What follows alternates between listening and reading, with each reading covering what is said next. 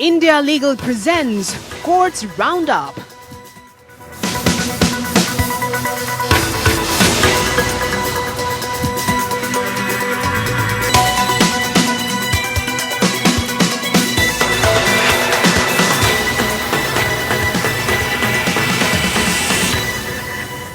नमस्कार, मैं हूं ज़ायरा। कोर्ट्स राउंडअप में आपका स्वागत है। इस बुलेटिन में अगले आधे घंटे हम आपको कोर्ट से जुड़े तमाम छोटी बड़ी खबरों से रूबरू करवाएंगे। कोर्ट की कार्रवाई और सुप्रीम कोर्ट से लेकर हाई कोर्ट और लोअर कोर्ट तक के फैसलों को आपके सामने रखेंगे। आगे बढ़ने से पहले एक नजर हेडलाइंस पर। सुप्रीम कोर्ट ने नोएडा सुपरटेक ट्विन टावर गिराने की समय सीमा 28 अगस्त तक बढ़ाई। नोएडा अथॉरिटी ने सुप्रीम कोर्ट से मांगा था समय।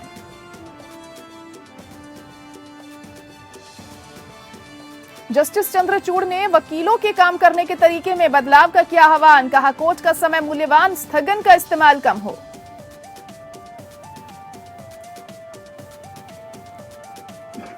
निवेशकों के उत्तराधिकारियों के लिए बंद अकाउंटों से पैसा निकालना आसान बनाने के मामले में सुप्रीम कोर्ट ने किया नोटिस जारी। डेटाबेस सार्वजनिक करने की मांग।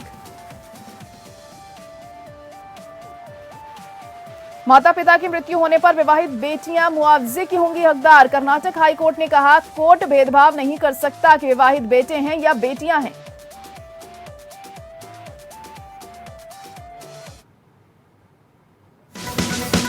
India Legal presents Courts Roundup.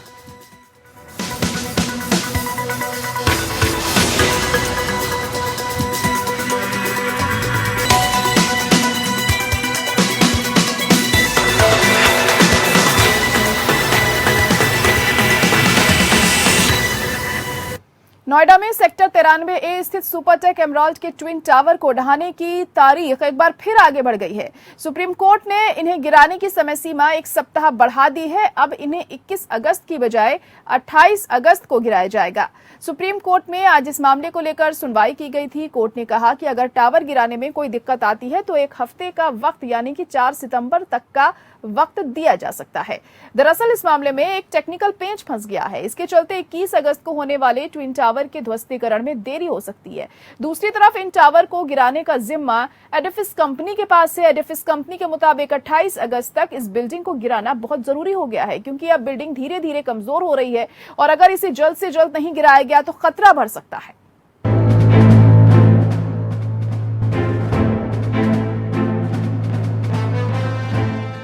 Supreme court ने सुपरटेक ट्विन टावर ध्वस्तीकरण मामले में सुनवाई की। सुपरटेक ट्विन टावर गिराने की कार्रवाई के लिए सुप्रीम कोर्ट ने एक और हफ्ते का समय दिया है। नोएडा अथॉरिटी ने मामले पर सुप्रीम कोर्ट में स्टेटस रिपोर्ट दाखिल की है।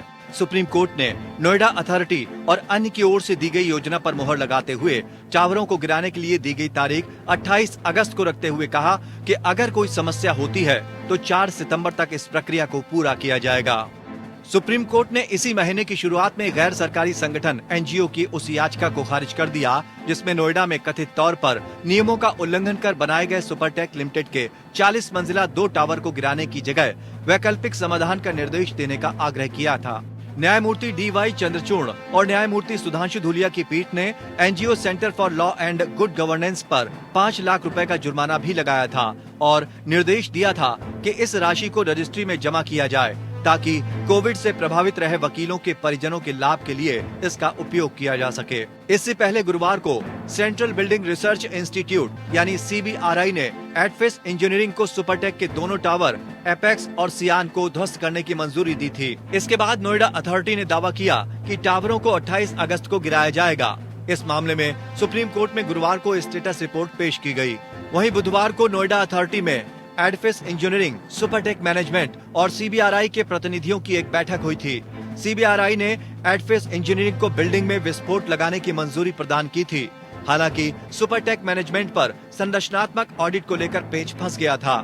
कोर्ट ने पहले अवैध इमारत को गिराने के लिए 21 से 28 अगस्त तक के वक्त को बफर अवधि के रूप में रखा था। हालांकि अब ये अवधि 29 अगस्त से लेकर 4 सितंबर तक की हो गई है। एपेक्स और सियान नाम से 2 टावरों के लिए FAR खरीदा। बिल्डर ने इन दोनों टावरों के लिए 24 फ्लोर का प्लान मंजूर करा लिया। इस पर बिल्डर ने 40 फ्लोर के हिसाब से 857 फ्लैट बनाने शुरू कर दिए। इनमें 600 फ्लैट की बुकिंग हो गई।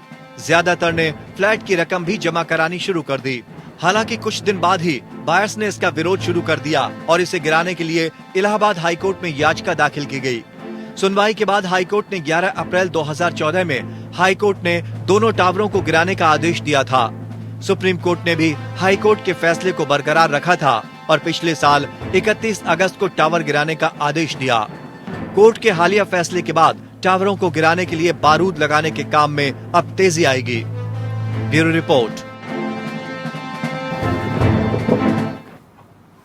वहीं निवेशकों और जमाकर्ताओं के द्वारा विभिन्न नियामकों के पास जमा किए गए पैसों को उनके कानूनी उत्तराधिकारियों के लिए आसान बनाने की मांग के मामले में सुनवाई हुई। सुप्रीम कोर्ट ने याचिका पर सुनवाई के दौरान कोर्ट ने कहा कि मामले में महत्वपूर्ण बिंदु उठाए गए हैं। साथ ही कोर्ट ने नोटिस जारी कर सभी पक्षों को जवाब दाखिल करने को कहा है।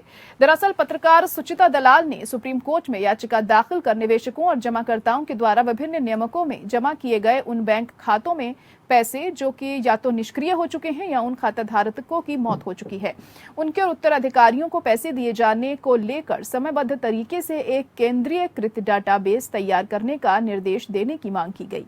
उस डेटाबेस में बैंक अकाउंट की जानकारी, इंश्योरेंस, पोस्ट ऑफिस समेत अन्य जानकारी को साझा किया जाए। इसके अलावा याचिका में एक प्रक्रिया स्थापित करने का निर्देश देने की मांग की गई है, जिसके जरिए उन खातों के उत्तराधिकारियों को दावों से निपटाया जा सके और अनावश्यक मुकदमेबाजी की समस्या से बचा जा सके।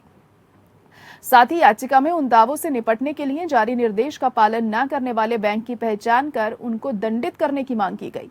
याचिका में कहा गया है कि आरबीआई और दूसरी नियामक संस्थाओं के पास लगभग 41,000 करोड़ रुपए तक हो सकते हैं। अगर उसका डेटा लोगों के आसानी से उपलब्ध करवाने की व्यवस्था की जाती है तो उत्तराधिकारी उन पैसों पर दावा कर सकेंगे। याचिका में कहा गया है कि निष्क्रिय या बंद अकाउंट के पैसों का उपयोग अलग अलग रेगुलेटरी द्वारा इस्तेमाल किया जा रहा है। जस्टिस अब्दुल नजीर और जस्टिस जेके माहेश्वरी की पीठ ने मौखिक रूप से कहा है कि ये एक बहुत ही महत्वपूर्ण मुद्दा है और जनहित याचिका पर नोटिस जारी किया जाता है। वहीं जस्टिस डीवाई चंद्रचूड़ ने शुक्रवार को सुप्रीम कोर्ट में वकीलों के काम करने के तरीके में बदलाव का आह्वान किया। कोर्ट ने कहा है कि वकीलों को महसूस करना होगा कि कोर्ट का समय मूल्यवान है। न्यायाधीश ने ये टिप्पणी तब की जब उनके समक्ष पेश हुए एक वकील ने एक मामले में स्थगन की मांग की। उन्होंने कहा, आपको सुप्रीम कोर्ट में काम करने की शैली बदलनी होगी। जज ब्रीफ पढ़ते हैं और फिर वकील बहस नहीं करते। न्यायाधीश ने कहा, वकील शिकायत करते हैं कि मामले सूचीबद्ध नहीं हैं, लेकिन जब उनके मामले सामने आते हैं तो स्थगन की मांग करते हैं।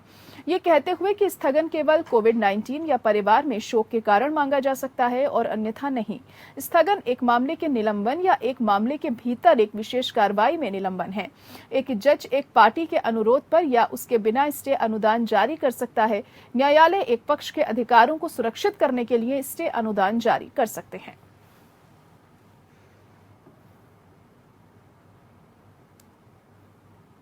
वहीं सुल्ली डील्स और बुल्लीबाई ऐप बनाने के आरोपी ओमकारेश्वर ठाकुर की याचिका पर सुप्रीम कोर्ट ने दिल्ली, यूपी और महाराष्ट्र को नोटिस जारी किया है। ठाकुर ने सुल्ली डील्स मामले में अपने खिलाफ दर्ज सभी एफआईआर को एक साथ जोड़ने की मांग की है। हालांकि कोर्ट ने मामले में पुलिस की तरफ से की जा रही कार्रवाई पर रोक लगाने से मना कर दिया है। कोर्ट ने कहा, हम नोटिस जारी कर रहे हैं, लेकिन हमें संदेह है कि वाकई सभी केस एक साथ जोड़े जा सकते हैं। कोर्ट ने मामले की सुनवाई 3 हफ्ते में बंद करने को कहा। दरअसल इंटरनेट पर सुल्ली डील्स ऐप के जरिए मुस्लिम महिलाओं को निशाना बनाया जाता था। जस्टिस संजय किशन कौल और MM सुंदरेश की बेंच ने सुनवाई के दौरान कहा, बात सिर्फ एक ऐप की नहीं है, 2 अलग-अलग ऐप से जुड़े केस की है।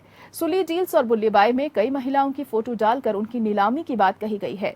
हर केस अलग है, हर केस का पीड़ित अलग है। ऐसा नहीं कहा जा सकता है कि सभी मामले एक ही हैं। क्या अलग अलग अपराध को इस तरह एक साथ जोड़ा जा सकता है? गौरतलब है कि सुल्ली डील्स और बुल्लीबाई ऐप में मुस्लिम महिलाओं की तस्वीरें डालकर उन महिलाओं को बिक्री के लिए उपलब्ध बताया जाता था। उनकी नीलामी के लिए बोली लगाने की बात कही जाती थी। ओमकारेश्वर ठाकुर पर दोनों ऐप को बनाने और चलाने का आरोप है।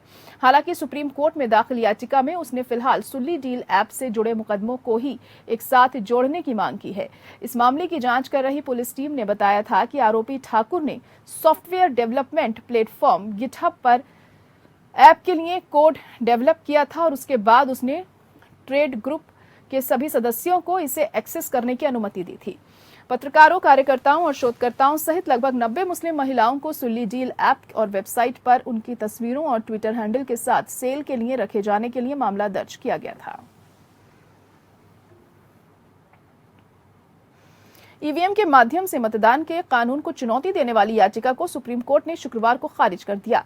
याचिकाकर्ता एमएल शर्मा का कहना था कि जनप्रतिनिधित्व कानून की धारा 61A को बिना सही प्रक्रिया का पालन किए जोड़ा गया। जस्टिस संजय किशन कौल की अध्यक्षता वाली बेंच ने कहा कि याचिका में कोई ऐसी बात नहीं जो सुनने योग्य हो। सुप्रीम कोर्ट ने याचिका खारिज करते हुए कहा कि याचिका में कोई मेरिट दिखाई नहीं देती। याचिका दायर करने वाले अधिवक्ता एमएल शर्मा ने संविधान के अनुच्छेद 100 का हवाला दिया और कहा कि यह एक अनिवार्य प्रावधान है। अनुच्छेद 100 सदन में मतदान और रिक्तियों के बावजूद सदन के कार्य करने के अधिकार से संबंधित है। शर्मा ने कहा कि मैंने जनप्रतिनिधित्व अधिनियम की धारा 61A को ये कहते हुए चुनौती दी है कि इसे लोकसभा या राज्यसभा में मतदान के जरिए पारित नहीं किया गया है। पीठ ने पूछा, क्या आप सदन में जो कुछ होता है उसे चुनौती दे रहे हैं या आप आम मतदान को चुनौती दे रहे हैं? आप किस चीज को चुनौती दे रहे हैं? शर्मा ने कहा कि वे अधिनियम की धारा 61A को चुनौती दे रहे हैं, जिसमें ईवीएम के उपयोग की अनुमति है, जबकि इसे मतदान के माध्यम से सदन में पारित नहीं किया गया था। पीठ ने कहा, हमें इसमें कोई गुण दोष नहीं मिला, इसीलिए इसे खारिज किया जाता है। सुप्रीम कोर्ट ने कहा कि सुरक्षा के त्वरित प्रवर्तन के लिए सरफेसी अधिनियम की धारा 17 के तहत आवेदन दाखिल करने के लिए 45 दिनों की समय सीमा प्रदान की गई है। सरफेसी अधिनियम की धारा 17 के अनुसार सुरक्षित ऋणों की वसूली के उपायों के खिलाफ आवेदन ऋण वसूली न्यायाधिकरण के समक्ष उस तारीख से 45 दिनों के भीतर दायर किया जाना है जिस दिन ऐसा उपाय किया गया था। इस मामले में डीआरटी ने धारा 17 के आवेदन को इस आधार पर खारिज कर दिया कि इसे 45 दिनों की वैधानिक अवधि से परे दायर किया गया था। बाद में इसने इस आदेश के खिलाफ दायर समीक्षा याचिका को मंजूर कर दिया। ड्राट ने इस आदेश को ये कहते हुए रद्द कर दिया कि समीक्षा क्षेत्राधिकार का प्रयोग करने के लिए रिकॉर्ड के चेहरे पर कभी भी कोई त्रुटि स्पष्ट नहीं हुई है। हाईकोर्ट के समक्ष ड्राट के आदेश को चुनौती देते हुए एक रिट याचिका दायर की गई, जिसने ड्राट के आदेश पर रोक लगा दी और ड्राट को प्रतिभूतिकरण आवेदन के साथ आगे बढ़ने की अनुमति दी। अपील में जस्टिस बीआर गवई और जस्टिस पीएस नरसिम्हा की शीर्ष अदालत की बेंच ने देखा कि डीआरटी के आदेश के संचालन पर रोक लगाने में उच्च न्यायालय उचित नहीं था, जो इस निष्कर्ष पर पहुंचा कि डीआरटी समीक्षा क्षेत्राधिकार को लागू करने और अपने आदेश को वापस लेने के लिए रिकॉर्ड में कोई त्रुटि स्पष्ट नहीं है। अदालत ने कहा, धारा 17 के तहत आवेदन दाखिल करने के लिए 45 दिनों की समय सीमा प्रदान करने का कारण अधिनियम उद्देश्य से ट्रांसकोर बनाम भारत संघ और अन्य में आसानी से अनुमान लगाया जा सकता है। इस न्यायालय ने माना कि सुरक्षा के त्वरित प्रवर्तन के लिए सरफेसी अधिनियम अधिनियमित है। ये दुर्भाग्यपूर्ण है कि कार्रवाई यहाँ एक संपत्ति जैसे बिक्री के लिए लिया गया है और अधिनियम के प्रावधानों के तहत बनाए गए तीसरे पक्ष के अधिकार एक दशक के बाद भी अनिर्णायक रहे हैं। अंतरिम आदेश को रद्द करते हुए पीठ ने हाईकोर्ट को 3 महीने की अवधि के भीतर रिट याचिका को शीघ्रता से निपटान करने का निर्देश दिया। आगे बढ़ेंगे। दिल्ली हाईकोर्ट में एक अलग केस आया है। बेंगलुरु की 49 साल की एक महिला नोएडा के रहने वाले 48 साल के शख्स को यूरोप जाने से रोकना चाहती है। इसके लिए उसने हाईकोर्ट में याचिका भी दायर की है। महिला के मुताबिक उसके पुरुष मित्र का स्वास्थ्य लगातार गिर रहा है और वो कथित तौर पर इच्छा मृत्यु के लिए यूरोप जाना चाहता है। भारत में ऐसे शख्स के लिए इच्छा मृत्यु की इजाजत नहीं है जो बेहद गंभीर स्थिति में नहीं है। एक रिपोर्ट के मुताबिक पुरुष मित्र को यूरोप जाने से रोकने संबंधी याचिका हाईकोर्ट में बुधवार को दायर की गई। खुद को पुरुष का करीबी दोस्त बताने वाली महिला ने हाईकोर्ट में अनुरोध किया कि अगर उसकी यात्रा को रोकने की याचिका को अनुमति नहीं दी गई तो शख्स के माता पिता, परिवार और अन्य सदस्य दोस्तों को अपूरणीय क्षति और कठिनाई का सामना करना पड़ेगा। याचिका के अनुसार रोगी ने पहले झूठी जानकारी देकर शेंगेन वीजा प्राप्त किया था, जो 26 यूरोपीय देशों में बिना किसी प्रतिबंध के यात्रा की अनुमति देता है। याचिका के मुताबिक शख्स ने यह कहकर वीजा लिया था कि यह बेल्जियम में एक क्लिनिक में इलाज के लिए जा रहा है। साल 2018 में भारत के सुप्रीम कोर्ट ने एक बड़ा फैसला सुनाते हुए निष्क्रिय रूप से बीमार व्यक्तियों के लिए इच्छा मृत्यु को कानूनी बना दिया था। इसे पैसिव यूथेनेसिया कहा जाता है। इसके तहत वे मरीज जो कभी न ठीक हो पाने वाली बीमारी और असाध्य कोमा में हैं, उनके जीवन को खत्म करने की अनुमति उनके परिवार की रजामंदी से दी जा सकती है। इसमें रोगी की दवा, dialysis, ventilation, life support system को बंद करने की अनुमति होती है। ऐसे मामलों में रोगी स्वयं मृत्यु को प्राप्त होगा। सुप्रीम कोर्ट ने एक्टिव इच्छा मृत्यु की बात नहीं कही है। इसने किसी शख्स को इंजेक्शन या किसी अन्य माध्यम से मृत्यु दी जाती है, भारत में जिसकी इजाजत नहीं है।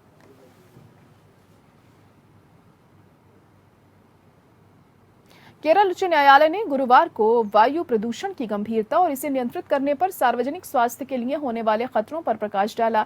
न्यायमूर्ति एन नागेश्वर ने कहा है कि स्वास्थ्य पर प्रभाव के अलावा वायु प्रदूषण का देश की अर्थव्यवस्था पर भी असर पड़ता है। कोर्ट ने अपने फैसले में कहा, वायु प्रदूषण एक मूक हत्यारा है। भारत में वायु प्रदूषण के स्तर को उच्च माना जाता है। प्रदूषित कणों के संपर्क में आने से फेफड़े के कैंसर, स्ट्रोक और हृदय रोग जैसी घातक बीमारियां हो सकती हैं। प्रदूषण के स्वास्थ्य प्रभावों की कीमत देश की अर्थव्यवस्था पर भी पड़ती है। कृषि, उद्योग, बिजली, घर, परिवहन जैसे क्षेत्र सभी कणों के उत्सर्जन में योगदान करते हैं। न्यायालय ने माना कि भारत के संविधान के अनुच्छेद 47 के तहत निहित निर्देशक सिद्धांत को पूरा करने के लिए केंद्र और राज्य दोनों सरकारों द्वारा बहुक्षेत्रीय और बहुक्षेत्राधिकार स्तर पर इस मुद्दे से निपटना आवश्यक है। फैसले में कहा गया है कि भारत में वायु प्रदूषण चुनौती बहुल क्षेत्र और बहुक्षेत्राधिकार है। संघ और राज्य और केंद्र और राज्य प्रदूषण नियंत्रण बोर्ड हर संभव तरीके से प्रदूषण से निपटने की कोशिश कर रहे हैं। अदालत दूरसंचार सेवा प्रदाता वोडाफोन आइडिया की एक याचिका पर विचार कर रही थी, जिसमें राज्य प्रदूषण नियंत्रण बोर्ड को केंद्र सरकार से लिखित में किसी विशेष निर्देश के बिना डीजल जनरेटर सेट के संचालन पर किसी भी प्रतिबंधात्मक आदेश को लागू करने से परहेज करने का निर्देश देने की मांग की गई थी। मुद्दा वोडाफोन आइडिया के टेलीकॉम टावरों के ऊर्जा स्विचिंग केंद्रों में इस्तेमाल होने वाले बैकअप डीजल जनरेटर को लेकर था। यह वोडाफोन का मामला था कि उसके ऊर्जा स्विचिंग केंद्रों को औद्योगिक संयंत्र के रूप में नहीं माना जा सकता है, जो वायु अधिनियम 1981 की धारा 21 के तहत प्रतिबंधों के अधीन है।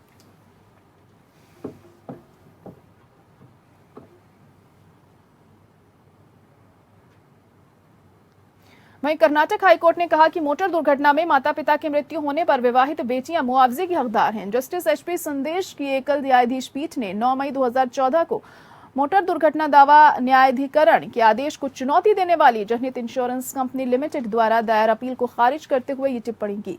बेंच ने Reliance general insurance company limited बनाम वीरेंद्र और अन्य के मामले में सुप्रीम कोर्ट के फैसले पर भरोसा किया, जिसमें ये माना गया था कि अब तक ये तय हो गया है कि मृतक के कानूनी प्रतिनिधियों को मुआवजे के लिए आवेदन करने का अधिकार है। आगे देखा गया कि यहां तक कि मृतक के बालिग विवाहित और कमाई करने वाले बेटों को कानूनी प्रतिनिधि होने के नाते मुआवजे के लिए आवेदन करने का अधिकार है और ये ट्रिब्यूनल का कर्तव्य होगा कि वह इस तथ्य के बावजूद आवेदन पर विचार करे कि क्या संबंधित कानूनी प्रतिनिधि पूरी तरह से मृतक पर निर्भर था और दावे को केवल पारंपरिक शीर्षों तक ही सीमित नहीं रखना था। बेंच ने कहा कि यह न्यायालय भी कोई भेदभाव नहीं कर सकता है कि वे विवाहित बेटे हैं या विवाहित बेटियां हैं और इसीलिए ये बहुत विवाद है कि मृतक की विवादित बेटियां मुआवजे की हकदार नहीं हैं और अदालत को निष्कर्ष पर आने के पीछे के तर्क पर ध्यान देना होगा। यहां तक कि विवाहित बेटे और बड़े बेटे भी मुआवजे का दावा करने के पात्र हैं और इसीलिए विवाहित बेटियां भी सभी मुआवजे की हकदार हैं। बीमा कंपनी ने यह भी तर्क दिया कि जिस टेम्पो में मृतक यात्रा कर रहा था उसके चालक की ओर से अंशदायी लापरवाही की गई थी और इसीलिए ट्रिब्यूनल को अंशदायी लापरवाही पहलू को ध्यान में रखना चाहिए था। पीठ ने कहा कि बीमा कंपनी ने उल्लंघन करने वाले वाहन के चालक की जांच नहीं की है, जो लापरवाही के संबंध में बोलने के लिए सही व्यक्ति है और बीमा कंपनी के उक्त तर्क को प्रमाणित करने के लिए बीमा कंपनी के आधिकारिक गवाह से भी पूछताछ नहीं की है।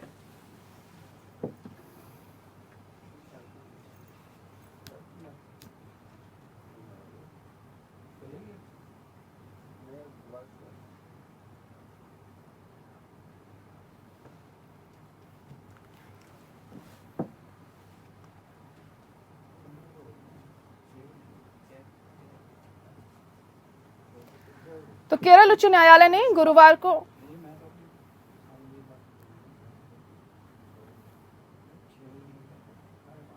कर्नाटक हाई कोर्ट ने कहा कि मोटर दुर्घटना में माता पिता की मृत्यु होने पर विवाहित बेटियां मुआवजे की हकदार हैं।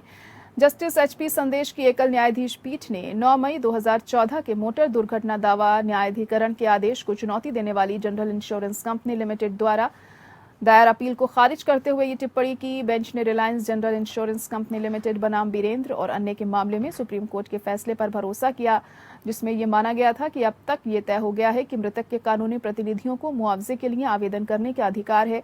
आगे देखा गया कि यहां तक कि मृतक के बालिग विवाहित और कमाई करने वाले बेटों को कानूनी प्रतिनिधि होने के नाते मुआवजे के लिए आवेदन करने का अधिकार है और ये ट्रिब्यूनल का कर्तव्य होगा कि वह इस तथ्य के बावजूद आवेदन पर विचार करे कि क्या संबंधित कानूनी प्रतिनिधि पूरी तरह से मृतक पर निर्भर था और दावे को केवल पारंपरिक शीर्षों तक ही सीमित नहीं रखना था।